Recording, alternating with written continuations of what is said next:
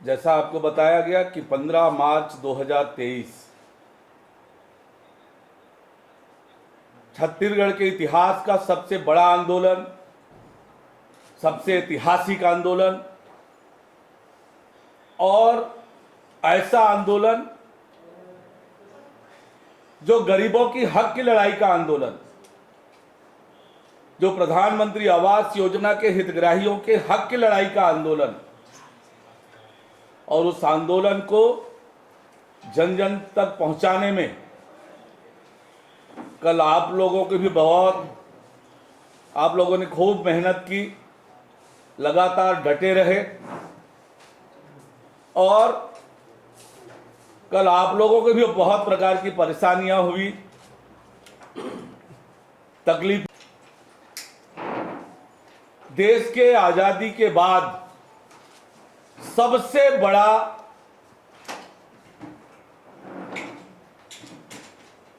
अभियान, महत्वाकांक्षी योजना प्रधानमंत्री आवास योजना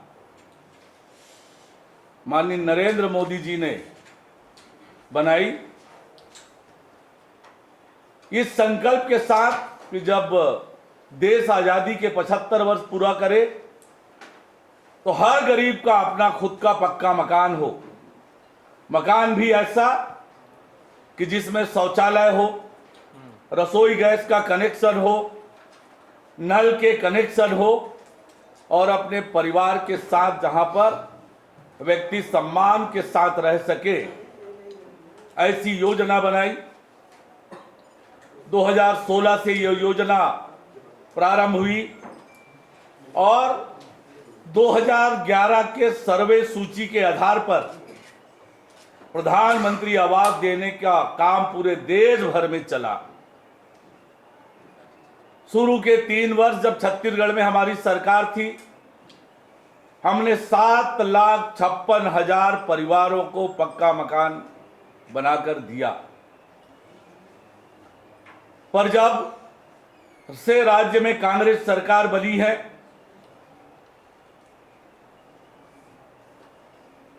कांग्रेस की सरकार ने लटकाने, भटकाने और अटकाने का काम किया। कभी कहा कि इसमें प्रधानमंत्री शब्द जुड़ा है इसलिए नहीं देंगे, कभी और कोई बहाना, कभी और कोई बहाना, बार बार रंग बदलने का काम हुआ मुख्यमंत्री भूपेश बघेल जी के द्वारा। पर सच्चाई ये है कि गरीबों को उनके अधिकार से वंचित किया गया। 16 लाख से अधिक परिवार जो ग्रामीण क्षेत्र में निवास करते हैं और 4 लाख से अधिक परिवार जो शहरों में निवास करते हैं, उनको प्रधानमंत्री आवास से वंचित करने का पाप किसी ने किया तो भूपेश बघेल की सरकार ने किया, भूपेश बघेल ने किया। गांव गए, गली गली गए, घर घर गए, विधानसभा स्तर पर कार्यक्रम किया, जिले स्तर पर कार्यक्रम किया और कल प्रदेश स्तर पर विधानसभा के घेराव का काम किया।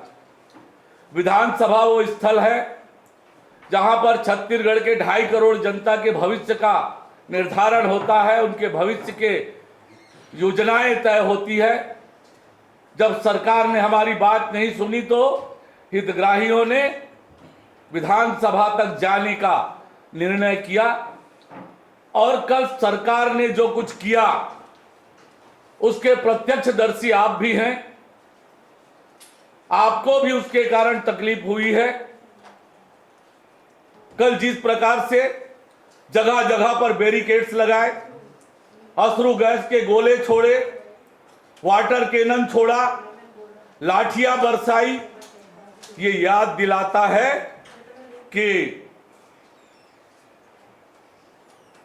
नादिर शाह और तुगलक की जो हरकत है उसकी याद दिलाता है। जिस प्रकार से भीड़ में बम फेंके गए, वो जलियांवाला बाग की घटना को याद दिलाने वाला है कि किस प्रकार से लोकतांत्रिक आंदोलन को कुचलने का प्रयास राज्य सरकार की ओर से हुआ। अरे ये हितग्राही हैं, अपने अधिकार की मांग को लेकर आपसे गुहार करने आए हैं। ये चरित्र बताता है भारतीय जनता पार्टी और कांग्रेस का चरित्र कैसा है एक तरफ उन हितग्राहियों के हमने चरण पखारे, उनका अभिनंदन किया, स्वागत किया, और आपने उन पर लाठियां बरसाई, गोले दागे, पानी की बौछार की, जेल में डाला। ये सोच को, अंतर को दर्शाता है। ये राज्य की भूपेश बघेल की सरकार गरीब विरोधी है, गरीबों से नफरत और घृणा करती है, और नए नए बहाने और नए नए भ्रम पैदा करने का काम, आंकड़ों के जाल में उलझाने का काम। भाई साहब, आप 2011 की सर्वे सूची कब बनी? केंद्र में आपकी सरकार थी, सोनिया जी चेयरपर्सन थी यूपीए की, उस समय वो सूची बनी। उस सूची को भी आप नकारने का काम करेंगे?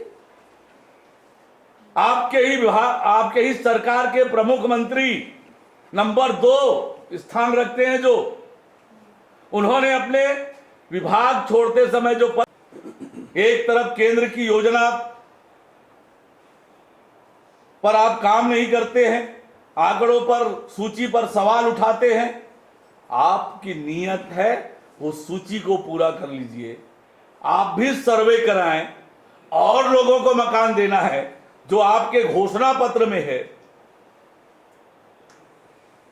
उसको भी मकान दे। हम तो गरीबों के साथ हैं, आपको सहयोग करेंगे, आपका साथ देंगे, और दीजिए मकान।